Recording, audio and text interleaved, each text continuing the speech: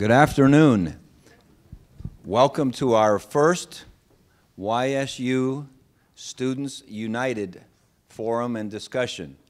We're so excited for this day. We've been talking about it for multiple years. It seems to me that the word university needs to mean people coming from a lot of different places and creating unity in diversity. And that being the case, what's really critical is to get to know one another, learn more about one another, learn about some things that you don't know as much about, share what you do know about.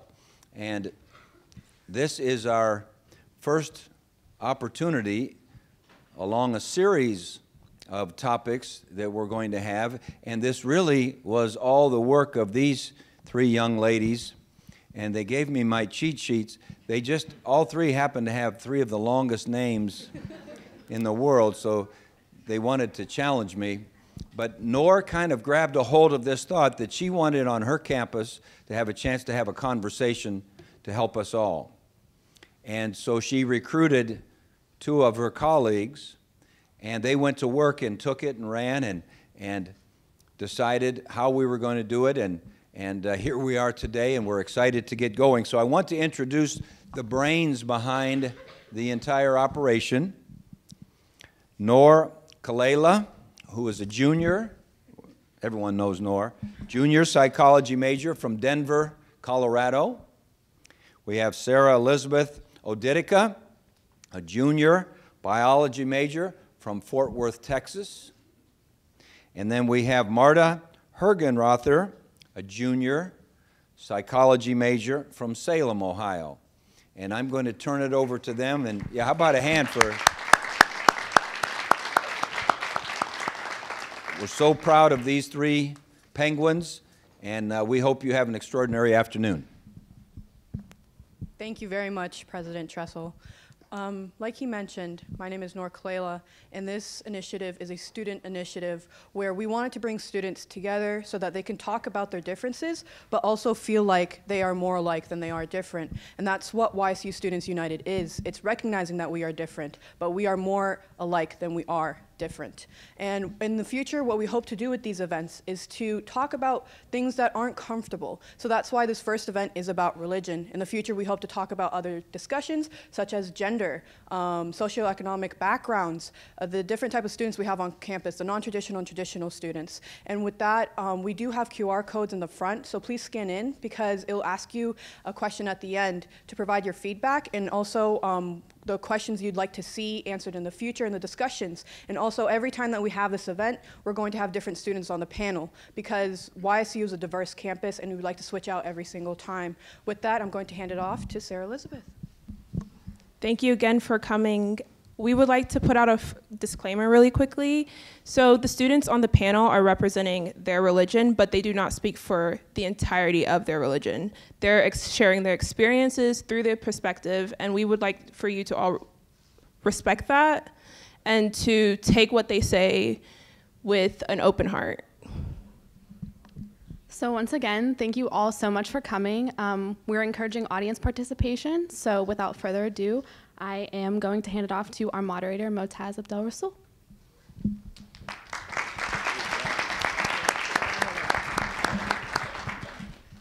Thank you. And like President Tressel said, this event couldn't be possible without the work of my three peers right there. So really, they were a big part of putting this together. So thank you for all of this. And thank you all for being here for a very important discussion, ultimately with the objective of bringing students who may be different in their religious beliefs, but ultimately to show that we are all much more alike than different here at YSU. And really we're one community where we can all understand each other and we're all able to have a discussion about our differences, all with the goal of showing that we really are one student body here at YSU. Before beginning our discussion, I'd like to also introduce a few guests that we have here today. So we have some great scholars representing the different religions that we have represented on the panel. In case there is a question that the students would like some assistance with, or in case any audience members would like to gather some extra information about the particular religion. So sitting right in the front row over here on my right-hand side, we have Dr. Balaj, right in the first seat. We have Mr. Sandy Kessler, religious leader representing Judaism who also used to be the executive director of the Jewish Community Center. We also have Pastor Becky here from First Presbyterian Church in Youngstown. We also have Dr. Mustansir Mir from the Department of Philosophy and Religious Studies, who's also the director of the Islamic Studies Department here at YSU. And also, I believe we're still awaiting Dr. Michael Jerison, who's also from the Department of Philosophy and Religious Studies. And also, I have my assistant here on stage with me, Dr. Tim Francisco from the Department of English. He'll be assisting with the moderating duties. So if we could get a round of applause for all of those individuals.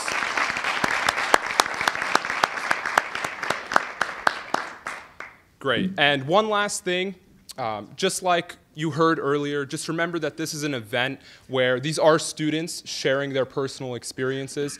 So please don't take these answers as being the only answer that's out there. These are personal experiences that these students are looking to share. So just keep that in mind, but we really do encourage audience participation. So if you ever feel as if you have a question, of course, we'll have microphones going around the audience. So please feel free. We really are here for an open discussion, and we want all voices to be heard. So now to all of our great panelists. I'll just introduce them briefly, but then they'll take the time to introduce themselves a little bit further and the particular faith that they're here to represent. So we have Rena right here first. We also have Carolyn. We have Raj. We have Jasmine. We have Saraya, Hunter, and Sunny at the end. So if you could give them a round of applause. So now, panelists, if you all want to take the time to discuss the faith that you're here representing, and maybe give a little bit more information about yourself. If you'd like to say what year you are, what major, that would also be great. So Rena, if you want to start.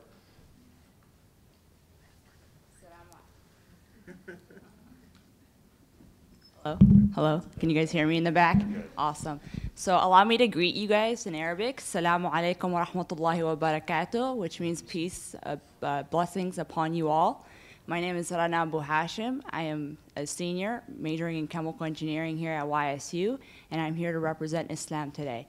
Now, I would like to make a couple of statements that I will be using a couple of words, so hopefully, if anything, you will be able to learn a couple of Arabic words in Arabic taken away with you today on this evening. That is Bismillah, which means in the name of God, Alhamdulillah, which means thank God, and Insha'Allah, which means God willing. Hi everyone, I'm Carolyn Smith. I'm a senior majoring in political science, and I'm representing agnosticism today, which some people get confused with atheism sometimes. So agnosticism is the belief that we cannot know anything about a deity or supernatural, right? So we don't claim to know that we have a faith in something, or that there isn't anything at all. So it's kind of the skepticism perspective, and it's just like a position that I take of constantly questioning who I am, what I believe in, and that sort of thing. So I'm representing agnosticism. Hello, I'm Garajat Singh Multani.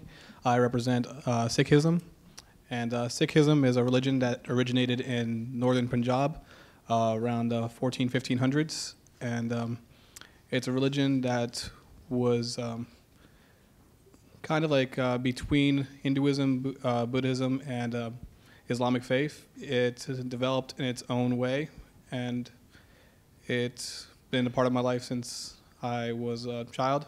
And I'm a junior chemical engineering major, and that's about it. Hey y'all, my name is Jasmine Smiles. I'm representing Christianity today. I am from Chicago, Illinois. And my major is exercise science, pre-PT. Hi, my name is Sreya Brahmandam, and I'm from Columbus, Ohio. I will be representing Hinduism in the ancient faiths, also known as Sanatana Dharma. So that's about me. And I'm a senior biology student. Hi, my name is Hunter Thomas. I am a senior early childhood education major. I grew up in Youngstown. I am representing Judaism. That being said, I am in the process of converting to Judaism, which means that I, halakhically, which is according to Jewish custom or Jewish law, I am not actually Jewish yet.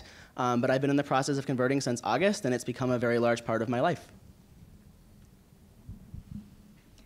Good afternoon, everybody. My name is Sunny. I'm a sophomore here at YSU. My major is business finance, and today I'm going to represent Buddhism.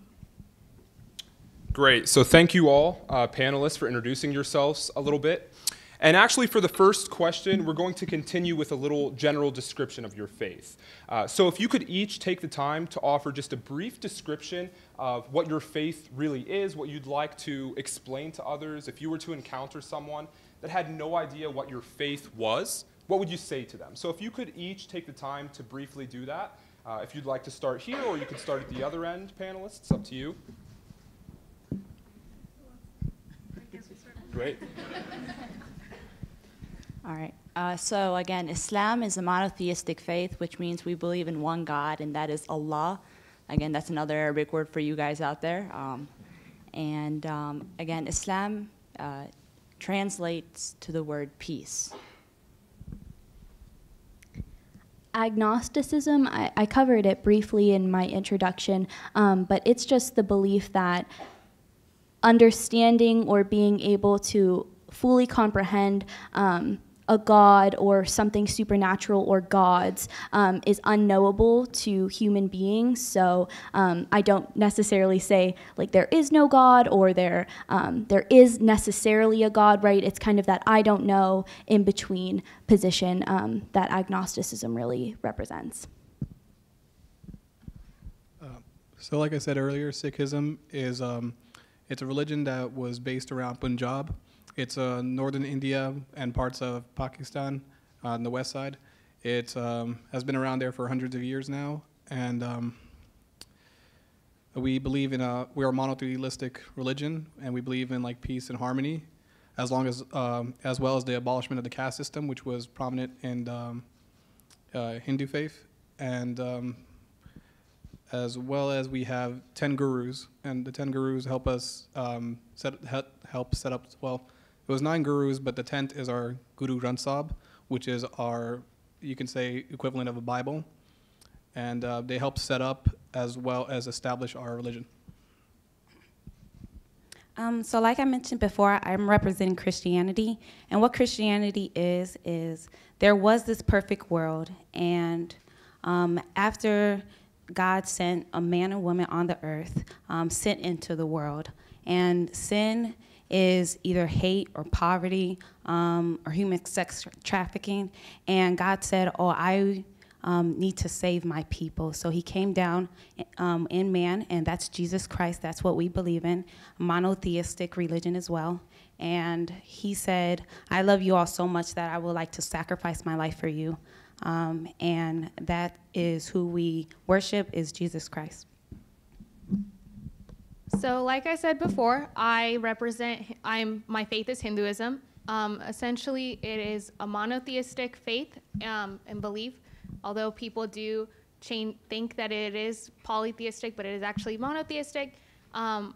Basically, it's omnipresent, all paths, we believe that all paths lead to God, and we believe in nonviolence, love, and just everything peace and harmony, essentially. So Judaism, like a couple of the other religions being represented tonight, is also a monotheistic religion. We believe that there is only one God. Some other basic tenets of Judaism, we follow the writings of the Torah, which for many Christians is considered the Old Testament, as well as writings of prophets and other sacred texts that kind of come off of the Torah. We believe that the Torah was given to Moses by God, and that the Messiah has not yet come, and that in some Jews represents the idea that the actual Messiah, like a person, has not yet come to us, or the idea that we are awaiting a messianic age, a time when the world will be at peace. My name is Sunny, and I represent Buddhism. So for me personally, Buddhist, it's not like the trust in a God, because Buddha teaches that he's no God. He's like a king. He was born. he has a name, he has wife and kid, but he chooses to be like to take a different path because he realized that we all suffer. So basically, believing in Buddhism is just believing in his teaching of doing goodness and like do good to others, don't have sins, and then he believes a lot in reincarnation. So whatever goods or bad you do in this life will affect your next life. And the reason why you're here right now is because of something good or bad you did your last life. So everything is just like a circle of reincarnation. So follow his teaching, meaning that you can like lessen your suffer. So that's what I believe. That's great. Thank you all for educating us all a little bit more on the particular faiths that you're representing.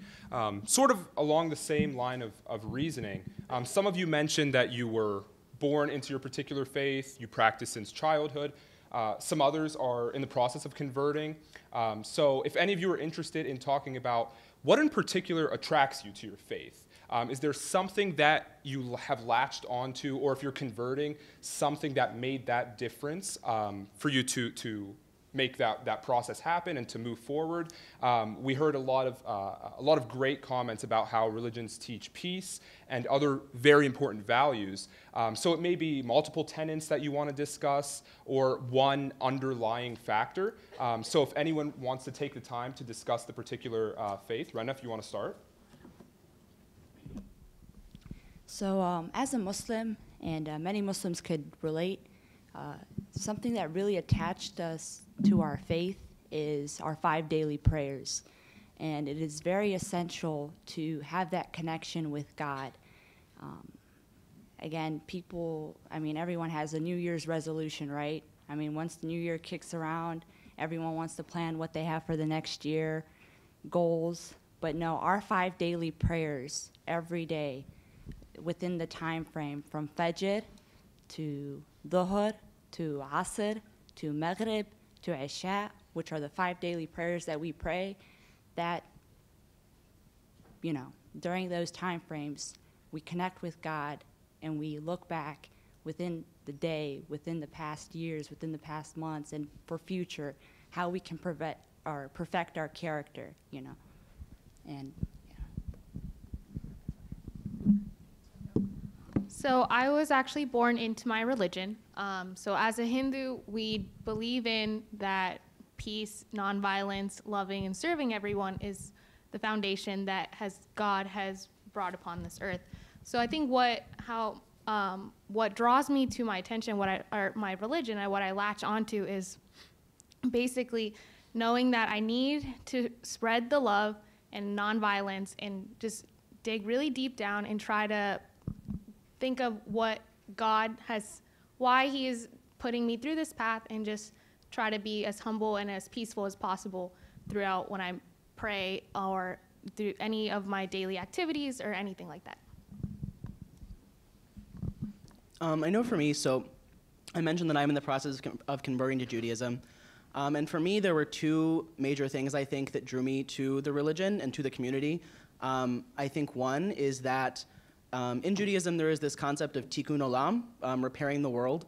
And that speaks a lot to me. It's very social justice oriented, that we should be trying to repair the world and make a more peaceful world, which is something that I strive to do every day in my daily life, even before I started the conversion process. And so being able to have a faith that responds to that is very important to me. There's also a very important concept in Judaism about the home being the sanctuary.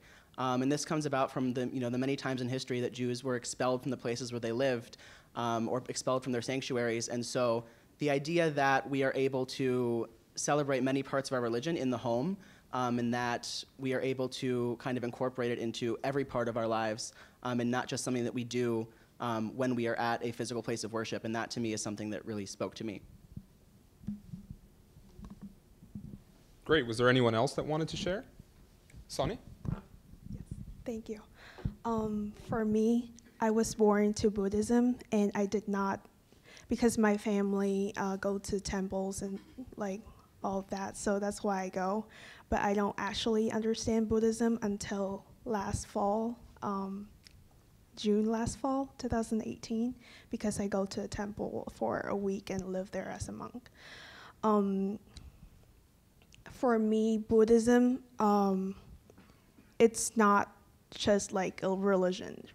Buddha said that the fact that you pray or you do all this religious looking rituals is to satisfy our need to like believe in something, but actually it's not about praying. It's about like how you can make how you can change your own fate. Because for me, like being a Buddhist, I think that most of my beliefs is not because like I love God or I believe in God, because Buddha is not God.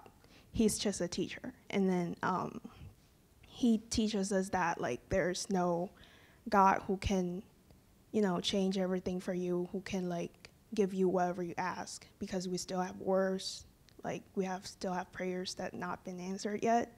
So I believe that what Buddha says is true, like only us can change our lives because of our karma we did in our last life. That's why we end up here, or because like we did bad to another person, or we like make another person suffer in the previous life. That's why we don't get to live happy in this life, and like such like that. If we do good, we'll receive it. I think like there are some correlations between like, okay, you and your brother was born in the same family, but then you have totally different points of view about the world. You go out there and you make like different kinds of different amount of money, or you have like happiness, or you suffer all differently. It's because the karma that you have from your previous life, and you just happen to be born into this family. So it's not like so I don't really believe that we're like born into a thing that's like predestined, like somebody actually arranged it, like a higher power, but like we are born into this because we did something in the past, and only us can fix it by doing good in this life, and then we can live happier in our next life. So. Great. Was there anyone else that wanted to share? Raj? Yeah. So I was born into my religion as well, and I used to live in New York City. That's where a lot of temples are, and as a child, I used to go every Sunday, sometimes Saturday nights, to our temple to help out, just help out our temple in any ways. Usually, in a day at our temple, we do our Sunday prayers. Afterwards, we do sort of like a luncheon, and either Saturday night or like Sunday morning, people would come there early and allow for or lunch to be made, and then we would want to make sure everybody gets equally fed, as our Guruji used to do back in the 1400s and 1500s. He made sure that anybody who came to pray in the love of God and keeping peace and harmony amongst each other, help each other out, allow for everybody to be equal in standards, basically. It's our way of just connecting with our community, as well as just keeping the peace and making sure we love each other and also love God who created us all. I guess as a child, I used to go all the time, as it was, I think most children go because their parents would tell us, but also as the fact that it was where my community was. I would see people who looked very similar to me. And since moving here, it's been more difficult to go, but I've been able to go up to Cleveland, where our temple is, and around here, the local community, there is some Punjabi people as well, but it has been that I haven't gone as much as I did as a child, but I believe I still do keep my faith and my religion, as it's a part of my life. And it's just one of those things that's just been so deeply part of me that it's not something I despise or anything like that. I truly love my religion for the fact that it just represents me, and it just helps me center myself, keep my principles, my morals, helps me know what my actions have consequences, and that I should treat others how I want to be treated. And overall, it's just helped me become the person I am today. Great. Jasmine? So I was born into my faith. My parents thought that it was really important that my sister and I would be born into a church and have that church aspect around us. And from the time I was little, I just prayed or did plays or did praise dance in my church, but I wasn't really living like a Christian. And coming to college and learning more about my faith, I can truly say that this is the happiest I've been. And just knowing that someone sacrificed their life for me, and so I can have that one-on-one connection with God is truly beautiful to me. Thank you. So what a lot of you have talked about is how your religion influences your daily life.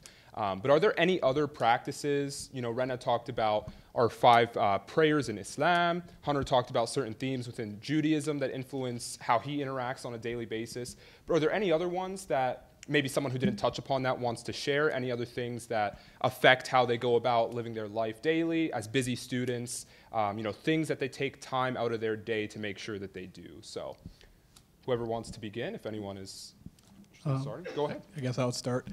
I feel like everybody's noticed that I wear a turban, and that's part of my daily routine, is that I wake up every morning, and part of our religion is to like keep pure, kind of in a way, just like don't do any bodily damage, don't really cut any hair and stuff like that. But I see, personally, I've seen it in my community lately, is like, it's okay to, I believe, cutting the hair.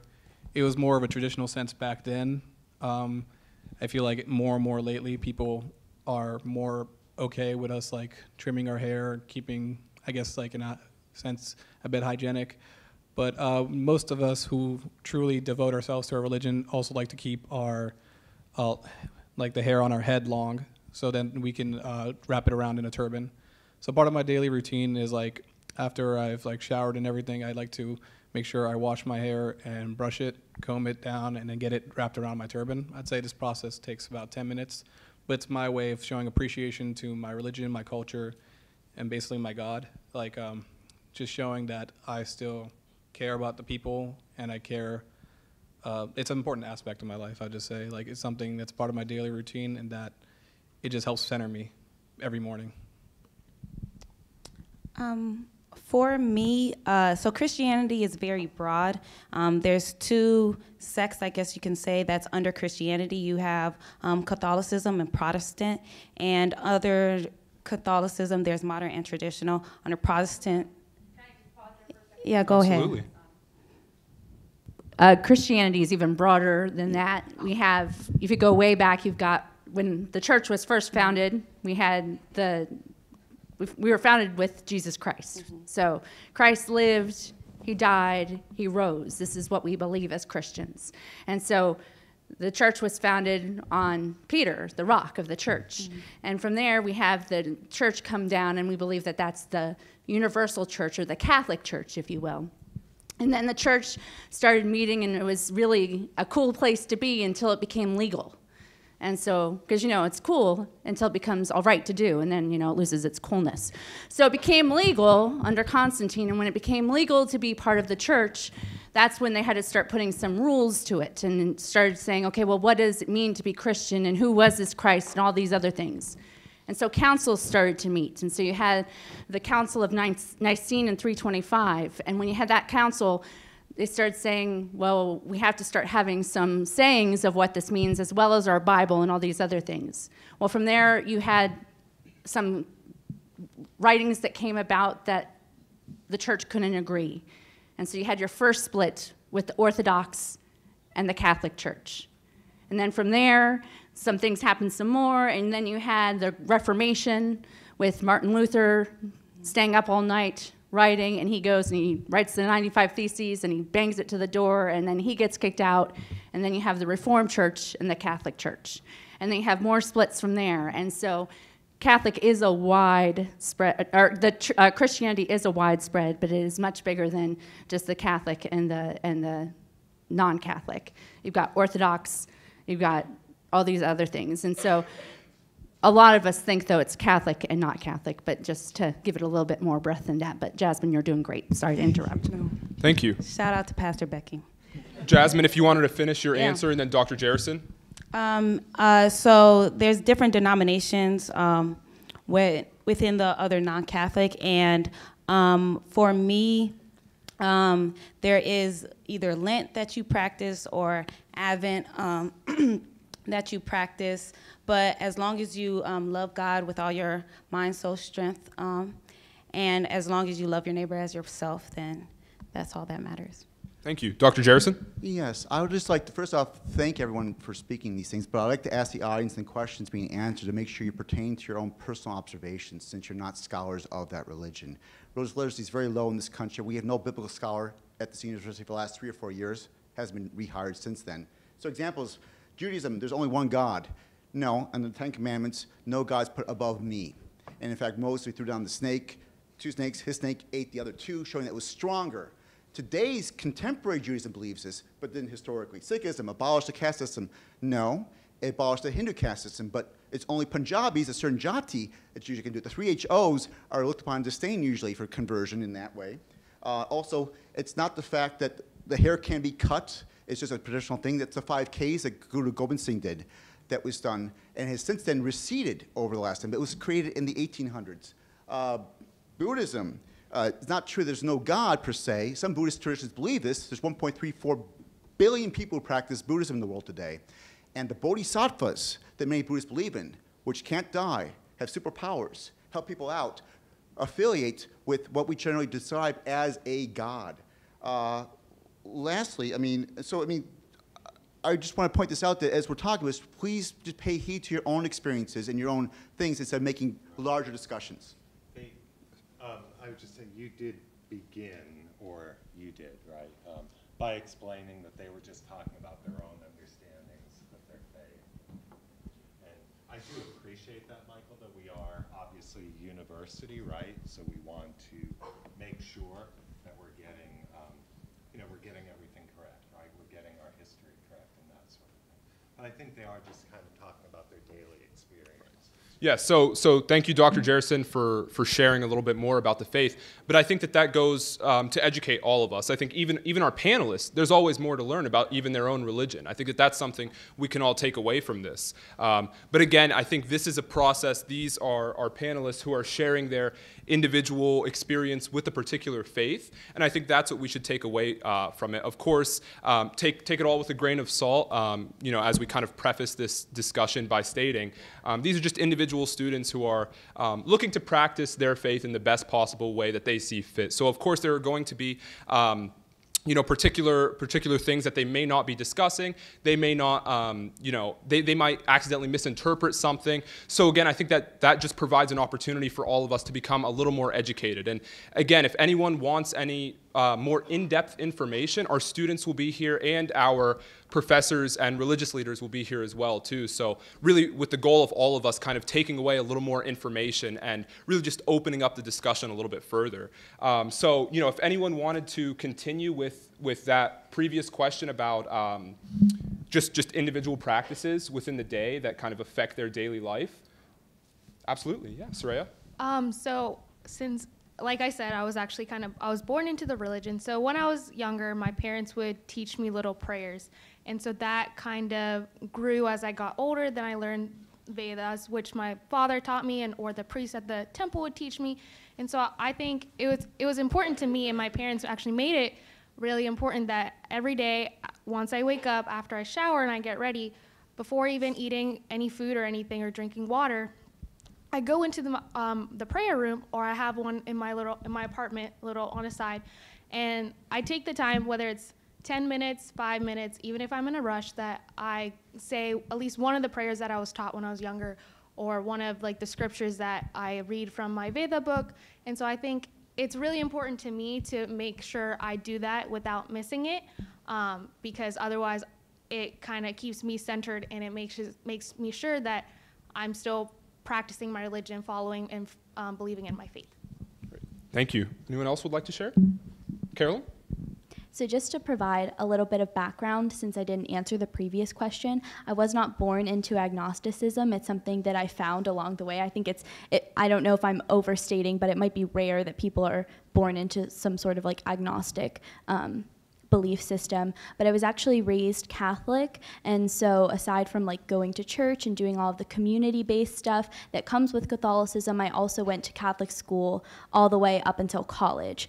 So I was really, really immersed in Catholicism, and I think I'm not exactly sure what the catalyst moment or event was that I decided to start questioning my faith, but it happened. And so that being said, like going back to the original question of rituals and practices, I don't really observe anything in particular, but that's not to say that like certain moral principles don't stick out or that you can't adhere to moral principles if you are atheist or agnostic. Instead, it's just kind of a separation from an organized religion or institution. So some moral principles are still relevant to me, but I don't, exactly have like a daily routine or something that I do weekly, monthly, anything like that to like observe a particular religion or practice. Great. Thank you, Carolyn. Anyone else like to share before we move on to the next question? No? Awesome.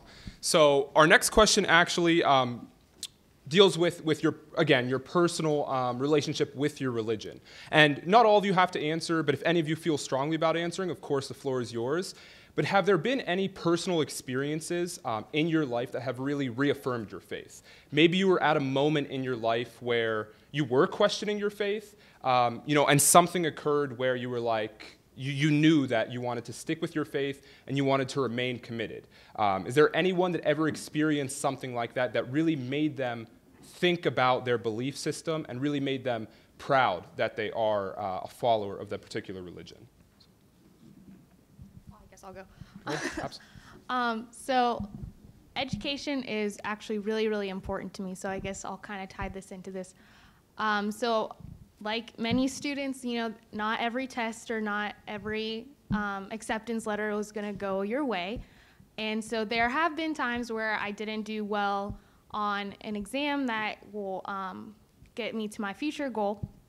And so then I have to try again. So I think there were times this year, last year, that I wasn't really questioning it. I was kind of frustrated because you think that you ask God a question and you'll be like, okay, and you pray that, can this happen? Like, can you make sure this happens? And then when you don't see the result, you end up getting like, oh, he kind of like stabbed you in the back essentially and didn't want to grant you your wish. So I think growing and throughout those years, I kind of realized, okay, he's not punishing me. He's essentially just putting me through a test and saying like, okay, so it kind of made me a better person in that I need to get stronger and then go follow through what I have to do. And he's not just going to make the road easy for me. Essentially, I have to go through all those hurdles. I have to push myself, and then eventually I will reach my goal. So I think that I didn't really question God, but I was kind of frustrated that I wasn't getting what I wanted immediately, and I wasn't seeing the results immediately, but I just had to wait, and I think he knew that already. So yeah. Right? Yeah. I would like to second Soraya for that as well. As a Muslim myself, God puts everyone through obstacles, and the key is sabr, which means patience. And it's essential to have patience because when you go through things in life, it's like a roller coaster. But what really, holds me down is my connection with God and my prayers. And what reassured me my religion is when I chose to wear the hijab, which is the headscarf on my head. Again, for those females that make that decision, they should never be forced upon. Nothing in our religion should be forced upon. It should be, coming out of yourself because you genuinely want to do it for yourself. And I made that decision when I was 12 years old. And by wearing the headscarf,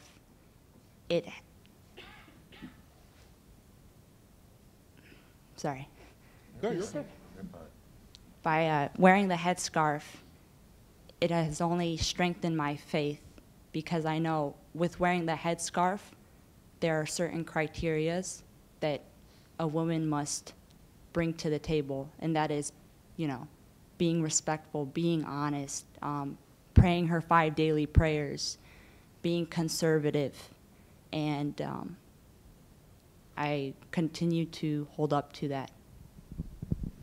Hunter? You talked a lot about choice, and that really speaks to me. As a convert to Judaism, a lot of times we are referred to as Jews by choice because we are choosing to convert to the religion. And as far as a time that when I questioned my faith, I started converting last August.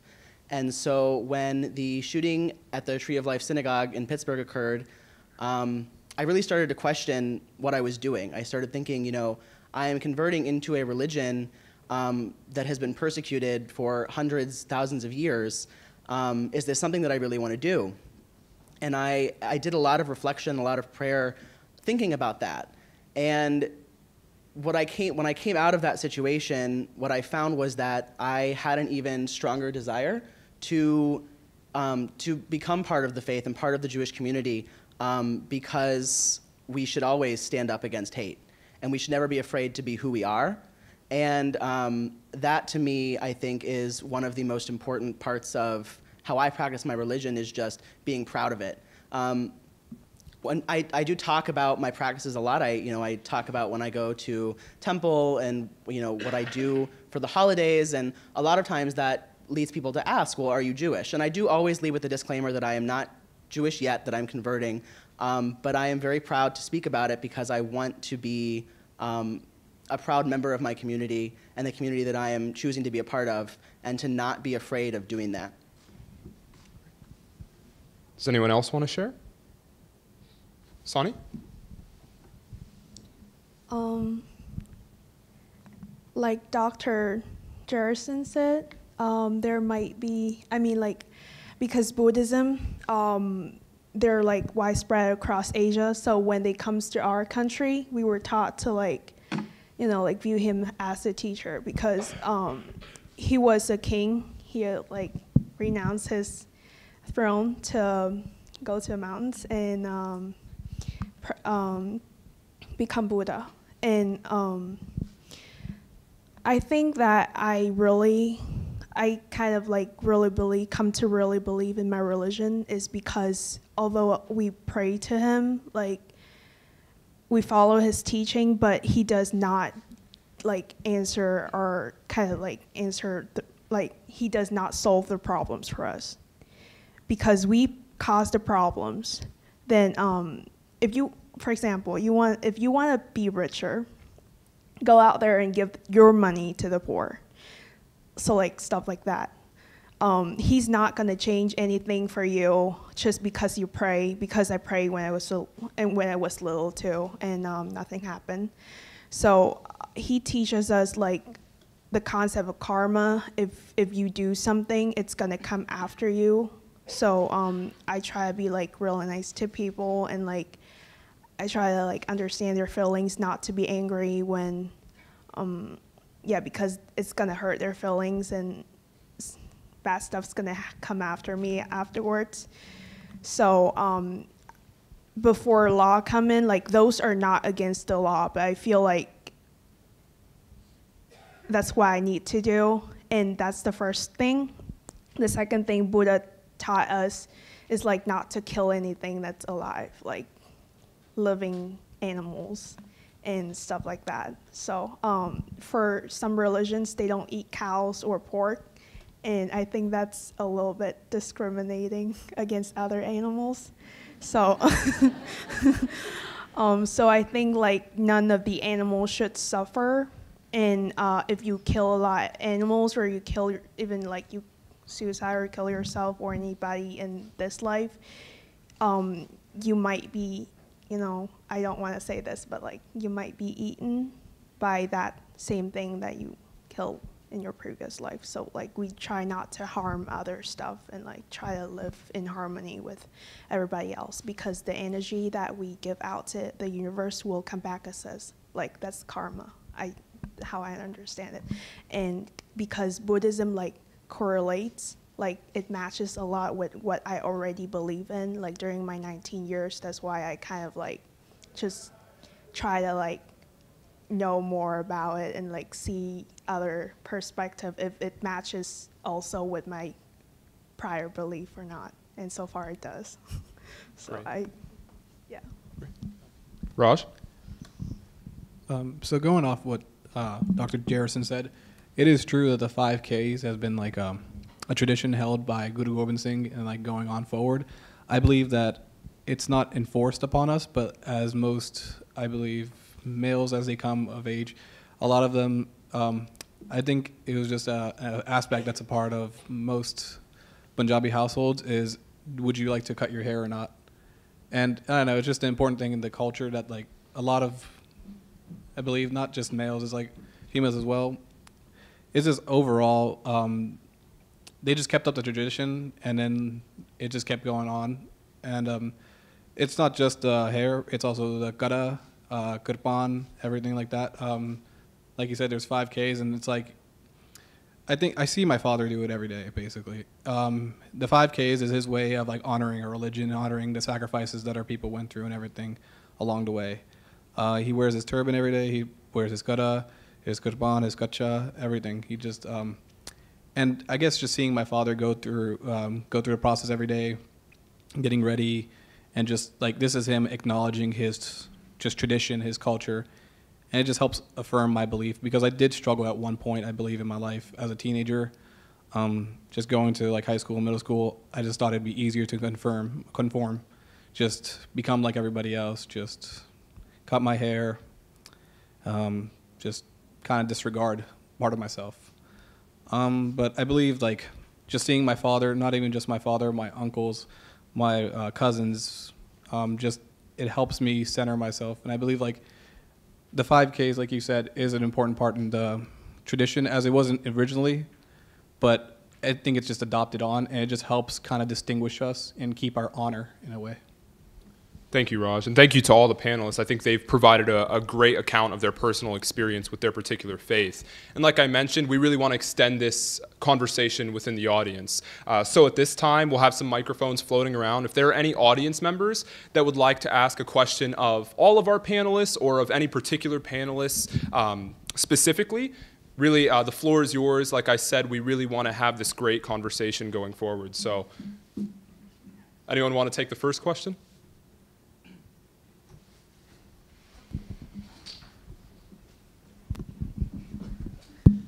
I know Soraya and Carolyn had both kind of touched on common misconceptions within their faith from outside people. So can either of you, any of you, kind of touch on common misconceptions that you have noticed that people have about your faith? Soraya?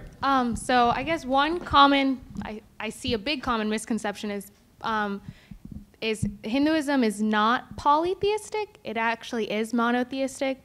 So basically, we believe in that there is only one God, but that God can take can take multiple forms.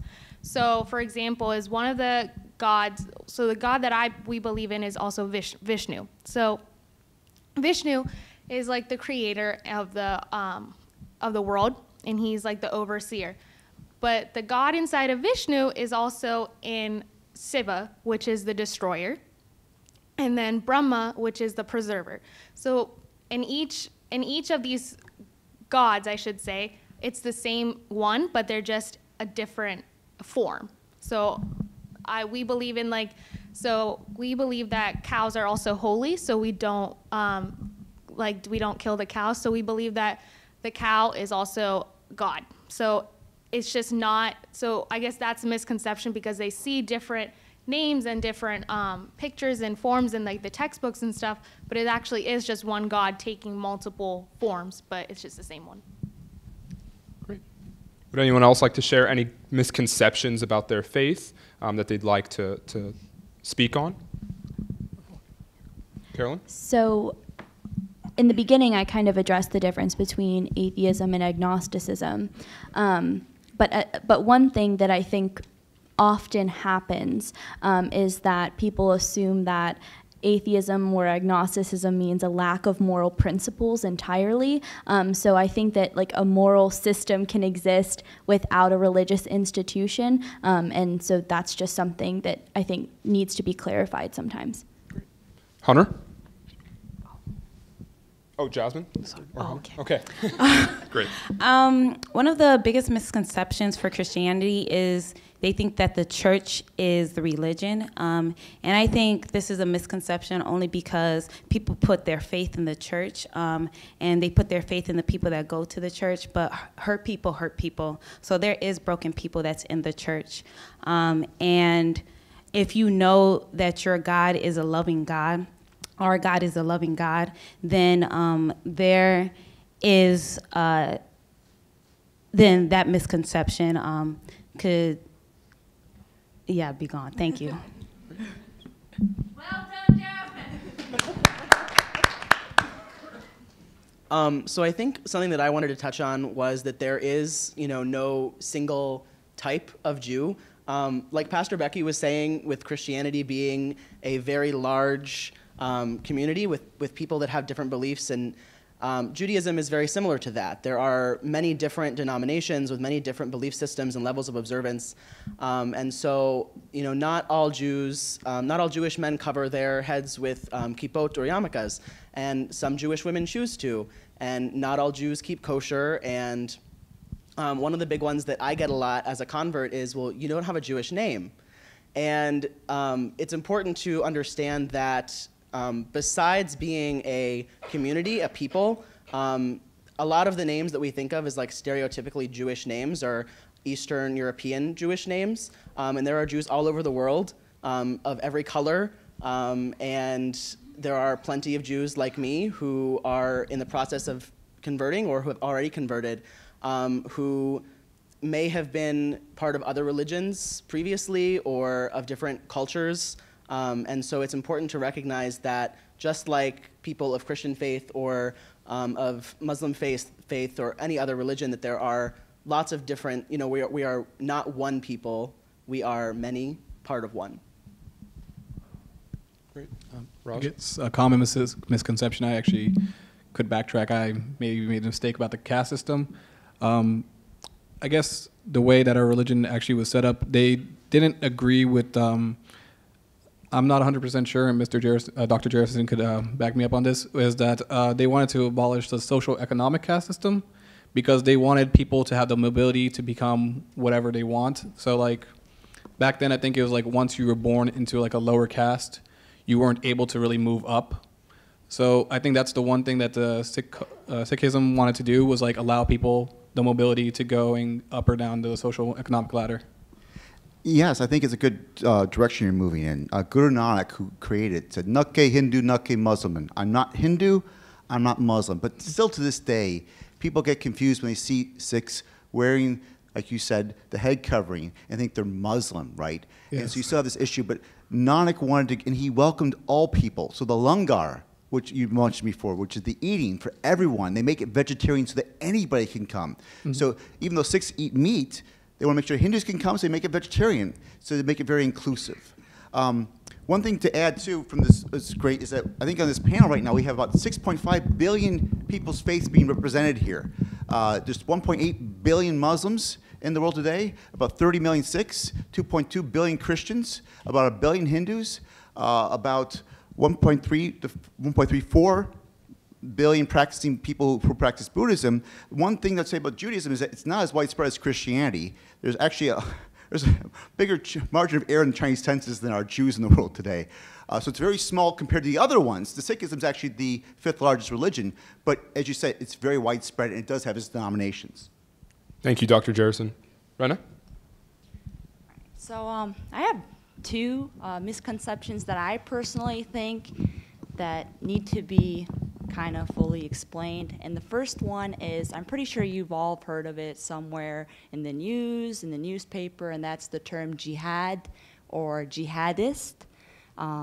It seems like it has a very bad connotation, but it doesn't, folks. I promise you it doesn't. In fact, jihad means to struggle. So for example, a student is, for example, I'm going to use it in Arabic sentence. أنا عم جاهد في المدرسة, which means, I'm struggling with school. And jihad means that you're struggling in certain aspects, whether that be, like for example, a student, a mother, it means to struggle. and the media portrays it as someone that is an extremist, which is not the case. Another misconception is that women don't have equal rights as men. The Quran, which is the holy book we read, there are many idols, women idols, such as Mary, as well as Prophet Muhammad sallallahu alaihi wasallam, peace be upon him, his wife and his daughters. In fact, his wife for the Prophet was a market. Yeah. Thank you, Noor. So she was a businesswoman, and again, she was the Prophet's wife. And again, Prophet Muhammad sallallahu alaihi wasallam, we idolize him because his message was to spread the religion of Islam. And so that's why another misconception is people think that as Muslims, we just idolize the Prophet Muhammad and we don't consider the other prophets. That's wrong. We consider from Prophet A to Prophet Z. So from Prophet Adam alayhi salam, all the way to Prophet Muhammad. Each prophet had their message, had their story, and their lessons and their teachings. And from each prophet, we speak upon them in the Holy Book Quran.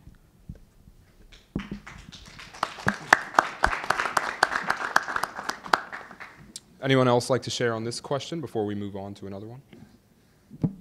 Oh, Raj? Yeah. I guess I have another misconception. It was brought up earlier about meat, kind of. So most Sikhs, we actually do eat meat, like chicken, beef, pork. I just believe that this is actually a misconception that actually happens in our culture as well, is that we shouldn't eat any meat. But I believe that's only if you truly want to devote yourself. That's something I believe my father has done, in where he said, Amrit Shakya, meaning he has truly devoted himself to our religion and basically has abstained from meat, any substance abuse, as well as keeping to the traditional sense and being very conservative. If you do not do Amrit Shakya, it's fine. You can still be part of, it's not exclusive like Dr. Jerison said. The religion is very inclusive. Anybody could come in. You can come in, learn the teachings, be respectful to others. It's all about keeping the peace amongst each other. And I guess that's just a common misconception, but it's like what I think Sunny said earlier is like we want to respect all life, and that I guess we don't want to like end life for no not going to say bad reason, but also like you don't want to take something's life for no reason. You want to respect all living organisms on this planet. Thank you, Raj.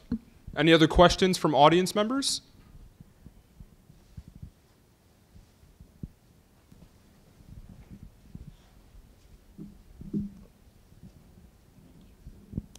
Was there ever a time where you felt personally or within your family either persecuted or benefited from your faith or religion or lack thereof?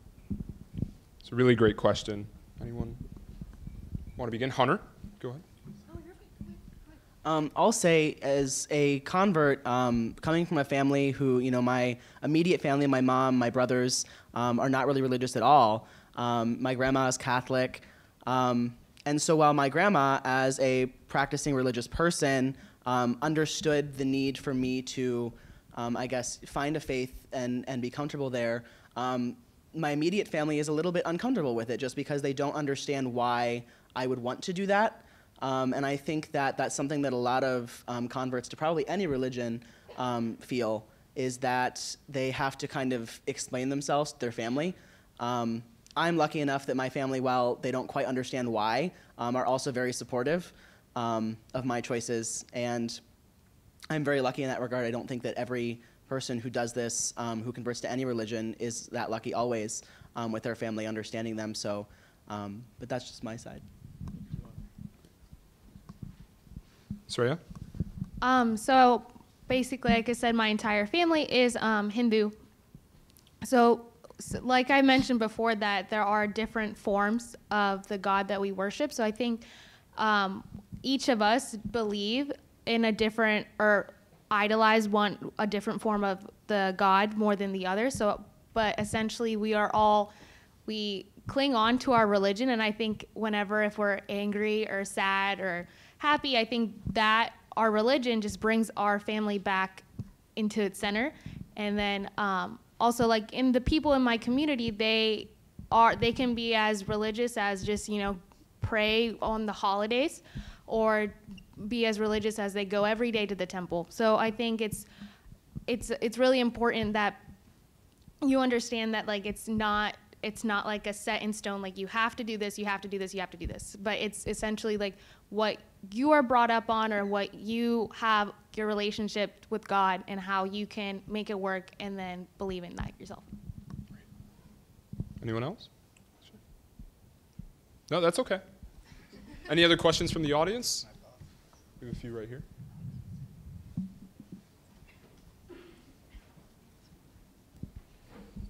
So I think a lot of religions are seen as being oppressive to women, especially. And so I was wondering, especially if the women, but obviously opening it up, this is supposed to promote unity, so I want everybody to talk about it if possible.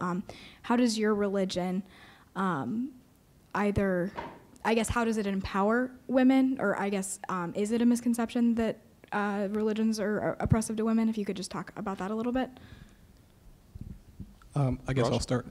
I believe the Guru's teachings was always about everybody being equal. And so that means men and women are both equal in terms. And that's one thing that's, I guess, like, the scene nowadays is like, I don't know how to say, I guess, like, some people believe that, or they're misinformed about religions more, I guess, towards around Asia, is that there been oppression towards women. I do not believe I've seen oppression. I've seen my mother, my sister, and just like women in my family have become super successful, and they are treated as equals. They're well respected, and they're seen just as powerful as like men. Like, we are seen as equals. And as we pray to God, we also pray as equals towards Him. Yeah. Jasmine?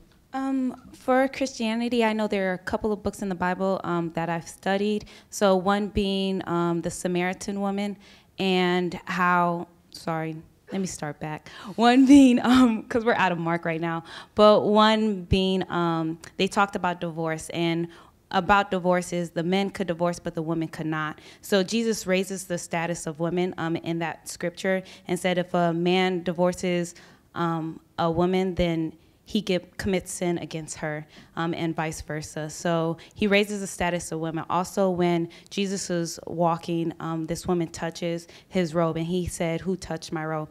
And she said, "Oh, it was me."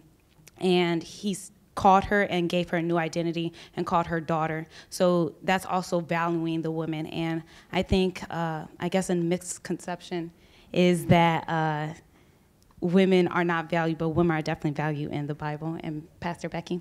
No, I think you're right on about the Bible stuff. But I think she's asking about the religion, not Okay. the scriptures necessarily. Are you asking about, you need to clarify, are you asking about the people or the faith, or both? I think both. So I guess, like, how do you view your religion as empowering for women? So, because I think you're making, Jesus did, especially you see it throughout the Gospel of Luke in particular, that Jesus was surrounded by women in a way that women were not in that time and place allowed to be brought up into a place of position of authority and things. And he had them walk alongside him, and he often would bring them into those places. So I think you're right on with that, about Jesus doing that. But talk about a little bit, if you will, women in the church and in Christianity, and how you see that, and in different denominations. Would you like to help me with that question? Yeah. You go for it first. That's why we're having you here. I wonder if that's young women, right? Yeah. What's been your experience of women in leadership and in the church? What has been your experience as a young woman with the church and being seen or not seen, or how has that been? Thank y'all for encouraging me. So for me personally, I truly feel blessed that people in my immediate family or in the church, they kind of, I guess, used what Jesus used. So they said that you can talk like you all are doing, or we want to hear your voice, or you can praise dance, or whatever the case may be. And they really want to hear my voice, that it's not just strictly to men preaching the gospel, but that a woman can do it too. And they truly value what I have to say, and I appreciate everyone valuing what I have to say as well. So that's been my experience. Dr. Jerison?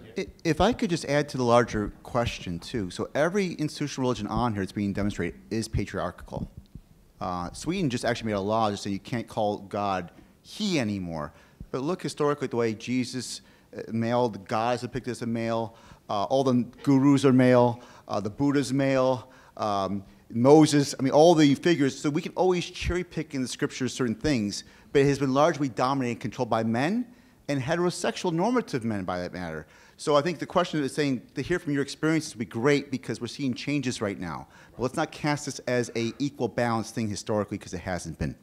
Thank you, Dr. Jerison. Yeah, so if you guys could take that into account with your answers, that would be tremendous.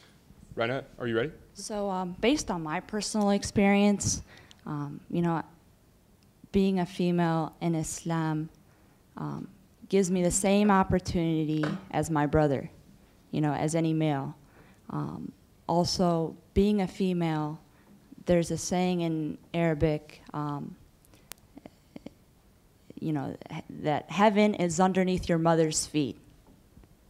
And that is a very strong quote, especially to us Muslims, that rida al-walidain, that if you can't please your mother, how are you going to look up to your Lord? But at the end of the day, if you have strong faith and your connection with God is good, then you should be able to please your mother.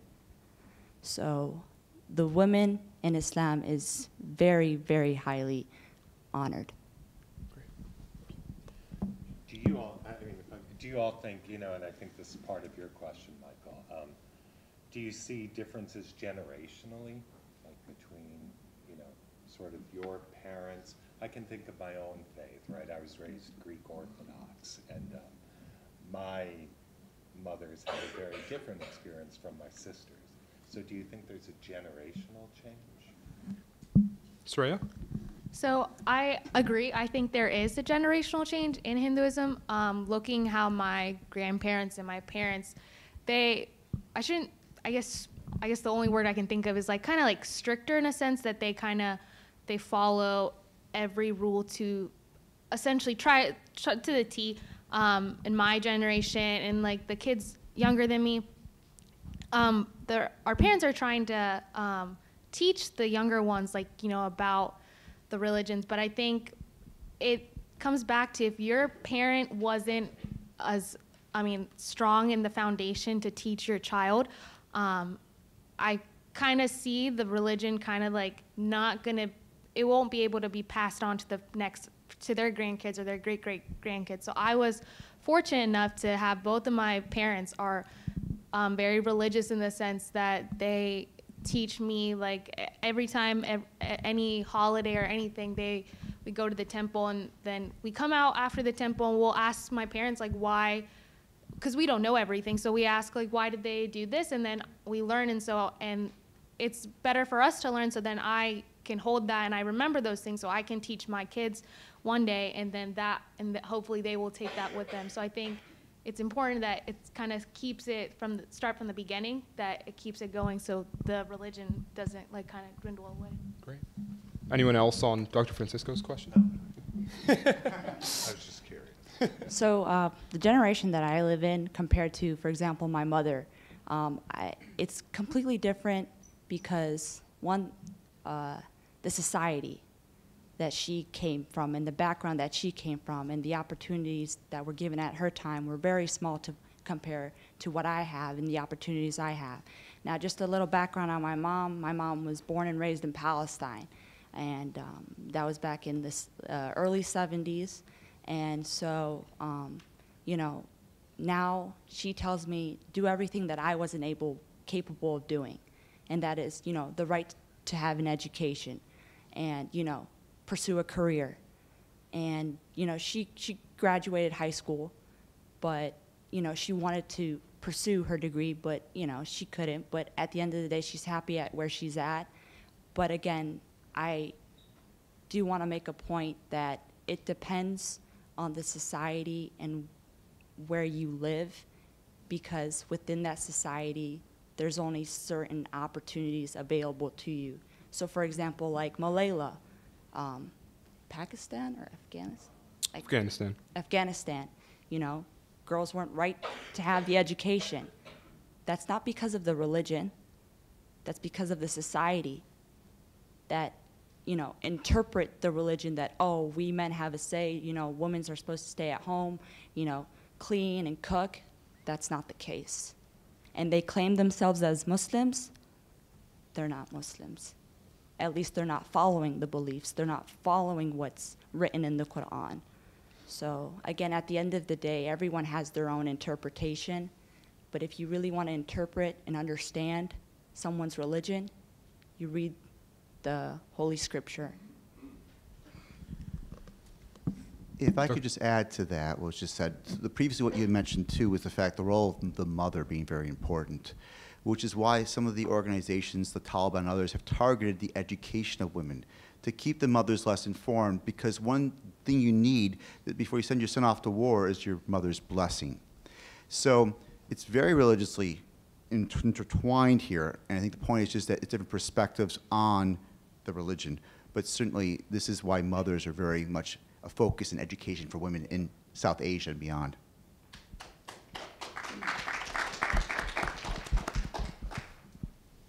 Hunter? I am obviously not a woman, and I was sitting here thinking this through because I didn't want to misrepresent in any way. I think, going off of what you said, it depends a lot on the society and the community that you are a part of and how that community interprets the religion. So there are some denominations of Judaism where the men and women pray separately, and where the women stay home on Shabbat on the Sabbath to cook dinner for the family when the men return from synagogue. And there are some communities where women are rabbis and transgender people are rabbis. And I think that it depends a lot on the denomination you look at, the community you look at, the place that they are geographically and globally to see that kind of thing. Raj? I also wanted to state that what Rana said was very similar to how my mother's story was too. How she was raised around a time where the patriarchal figures were more controlling of their lives. But she's seen that, like, now, since she moved here, since both my parents immigrated from India to here, they've seen like how the newer generations, we find, how do I describe this?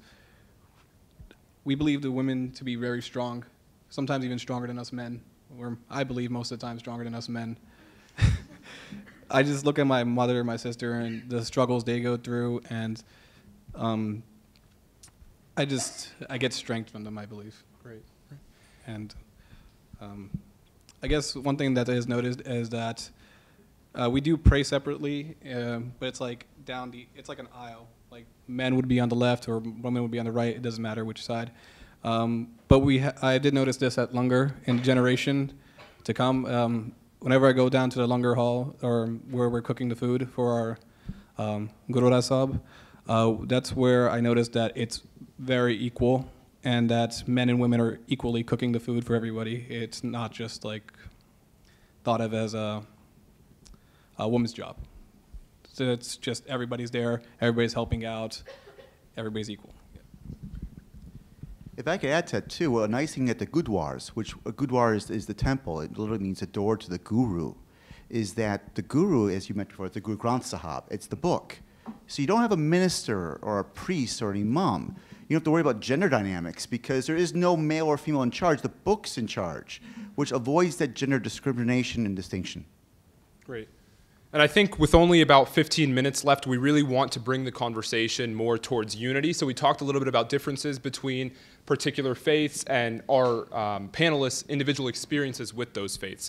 But if I could just return to asking a question that if all of you would like to cover, or just a few of you, it's up to you. So some of you have touched upon it, but you know, we've seen instances where the faiths represented here have been hijacked, or they've been taken to extreme levels. And oftentimes that leads to an attack on other faiths, some faiths that we see represented here. So if each of you could talk about the importance of understanding the similarities between the faiths and really recognizing peace as a unifying theme within all the religions, and that really we are more alike than we are different. So. Tough question, but guess I'll start. So just like Mo said, I think all of the religions here are a basic foundation that peace, love, and strength is the foundation that we were all built on. So I think for unity, it's really sad to see that, bad people in the world are targeting that different religions. Just because they are different, that doesn't mean we need to hate on them. So I think it's really important that, this conversation that we're having right here is actually helping, you guys and me personally, that I'm understanding things that I didn't know. So I think it's just really important that the conversation needs to be brought up more and just ask more questions on to how each religion is different, how they actually are parallels in each one. Great. Does anyone else want to share? Hunter and then Sunny. Of course. I just wanted to say I think that us being here together, I think is the first step. I think that learning about people who are different than yourselves and having conversations that can be somewhat uncomfortable is the first step to understanding other people and understanding that we are all united. To me, a lot of the way that speaks is that we are united against hate, that we are united together as people of faith or people who choose not to believe in any certain dogma, that stand together against hate and evil when we see it against people who are unlike us. So the idea that we should only be standing up for people who are like us, that needs to, in my opinion, go away. We need to be understanding other people and being able to stand up for those people when we see them being oppressed, when we see them being hurt, because that is how I think we can stay united together. Thank you. Sonny? I think that the fact that we're having 7 billion people in this earth and then we just fit into like a handful of religion is like the impossible. And that like our own religion, like all the temples, all the churches are in our heart. Like, so we all have like different interpretations of like the religion that we're following. So not everybody, like, it seems like everybody's believing in the same thing, but like everybody have different experience with that same religion. So we should take into account those differences and understand them and like respect them because we all like respect that we're all different. Yeah, that's all. Yeah. Dr. Balaj? And then we'll come back to the panelists here. Hi, I would just like to pause as somebody who grew up in a society where you were not allowed to practice a religion, which was communism, not as harsh as in Russia. I'm from Croatia. By the way, communism also brought you women's rights. But I would like to pause that in the United States of America, we have freedom of religion, which means you can practice any religion or you don't have to practice any religion, right? So you do or you don't. So I think that's a beautiful thing. I would like to point out, because now in my adult life, this kind of freedom is really not just given to you. I mean, if you were born into this, it is given to you, but I would like you to pause and be grateful for that. And you were all talking about peace, and that's just the message of, as far as I can see it, all the religions and no religion. Let's just live in peace and be happy. I think that's a great point.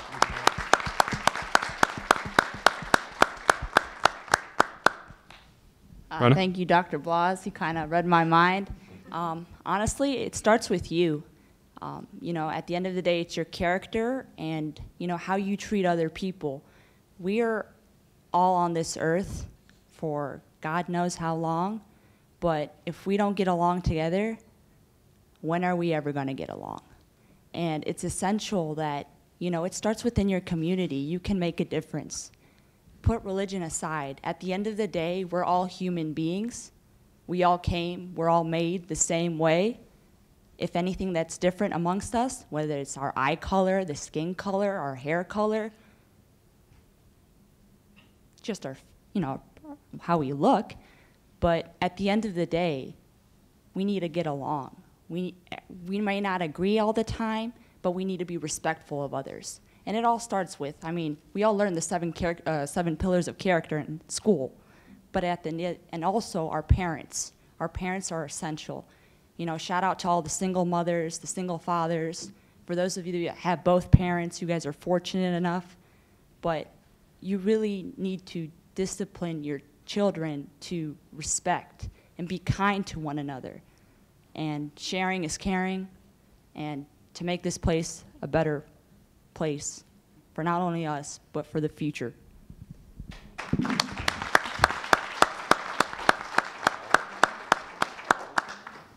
It's a really great point.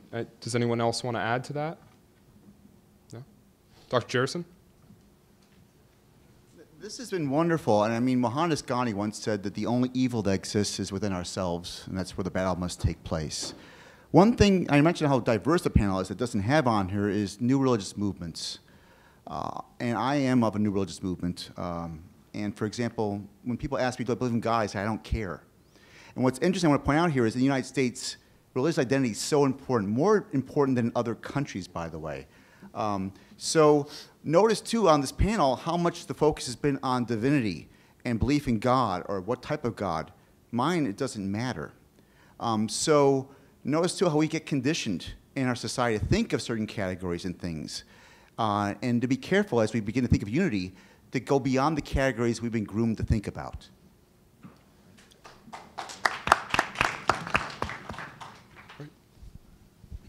I think President Tressel has a question. They gave me the last question, but I'm going to ask you 2 questions. Great.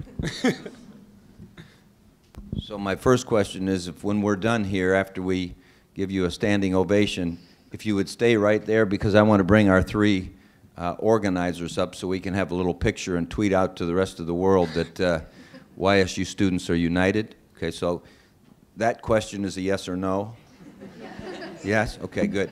Okay, so here's my last question. About 30-some years ago, I went over to our Department of Philosophy and Religious Studies, and I asked one of our faculty if I could have something that could help my students understand one another a little bit better, especially those that they hadn't come from that culture. And he gave me a list which I used for the next 30 years with my students, 35 years, that was kind of like the golden rule from every different perspective, every religion, every maybe not a religion, whatever. And so I grew up thinking the golden rule was do unto others as you would have them do unto you. Kind of a simple golden rule.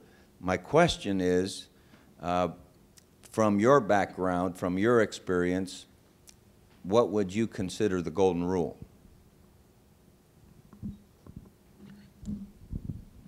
Soraya? Guess I'll start again.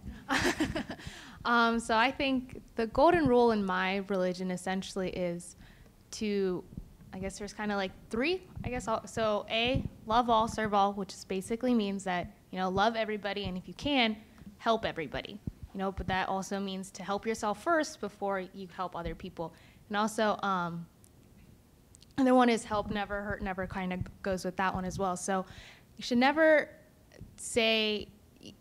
turn away help that people give to you, as well as if someone is asking for your help and you are capable of helping, I think personally you should try to help them in some way. So in my religion, I think that is kind of like the golden rule that everyone and that my family especially believes in, that it's important to love God and love everybody, and then but also help anybody in any way, whether it's like volunteering or tutoring or anything. Essentially, just make sure you help people.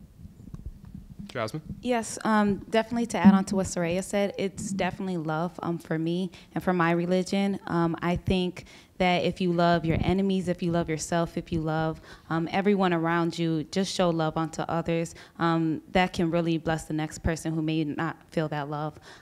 Even love your professors that give you a B when you shouldn't have gotten the B. So yeah. Great. Sorry. Carolyn? I think that coming from a perspective that doesn't have a faith in anything in particular, the one thing that I regard as the highest rule is tolerance, so that no matter what religious background you come from, tolerance is absolutely possible for everyone, even if you don't have a particular faith.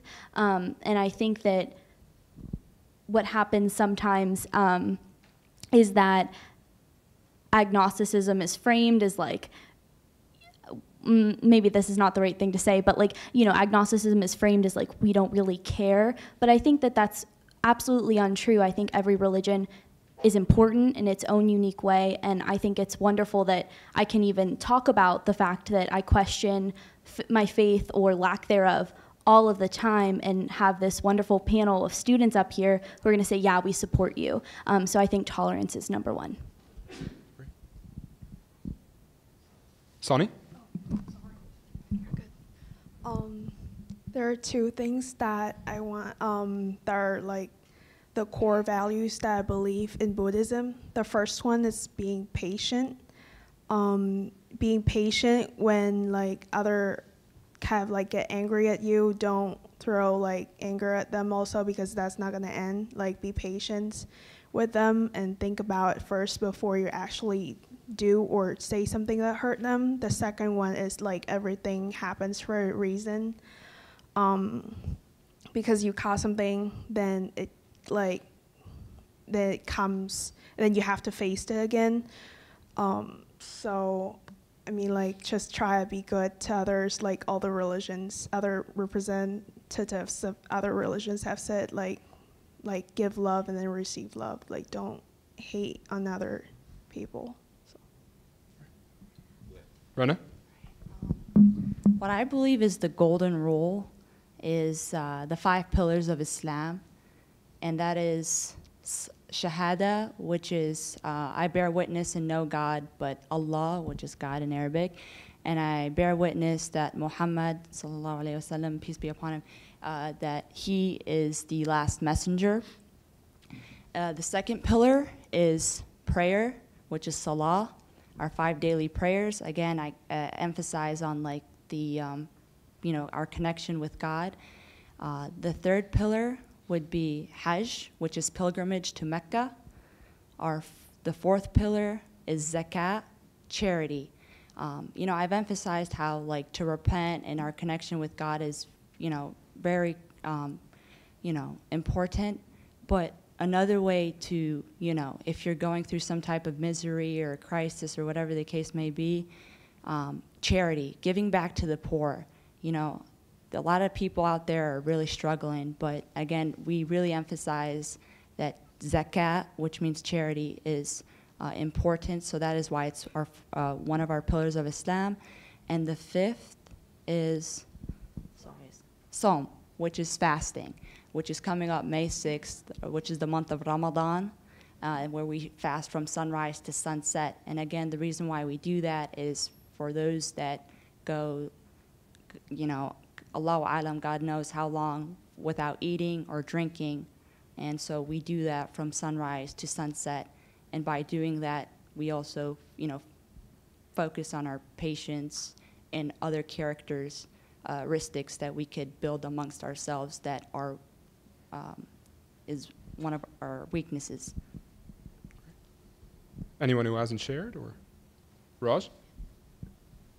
I guess I just want to say the most important thing that I feel like that we're all trying to spread is positivity. The world needs more positivity in it. I believe that there's people who spread negativity, and it's just not right. It's just, there should be more positivity. It's easier to spread love than hate. And I believe that we should just all love each other as well as we can, and not to, I guess, if you're ever feeling in a bad situation or ever feel like negative vibes, I guess like just I guess it's not really a good thing to keep it within yourself, but like it's better not to spread it. It's better to just spread love and spread positive vibes, I guess. I don't know, that's all I want to say overall.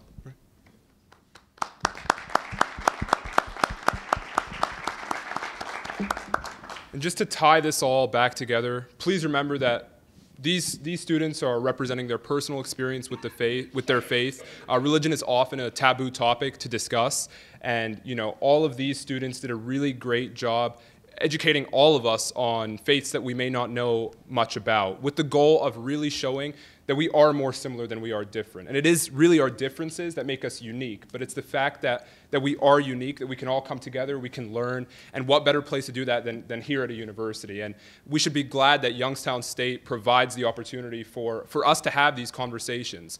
This was only the first step, an hour and a half. This conversation could have gone on for hours, and I don't think anyone would have gotten bored. But really, this was just our first step going forward to what is to be more conversations, just a greater discussion, showing that we really are one student body with the goal of not keeping this message secluded within Youngstown State, but as students, it's our obligation, it's our duty, and as audience members, it's really your duty to carry the message that all of these students have just wonderfully set forth, just carry that forward. So can we please get another round of applause for our panelists?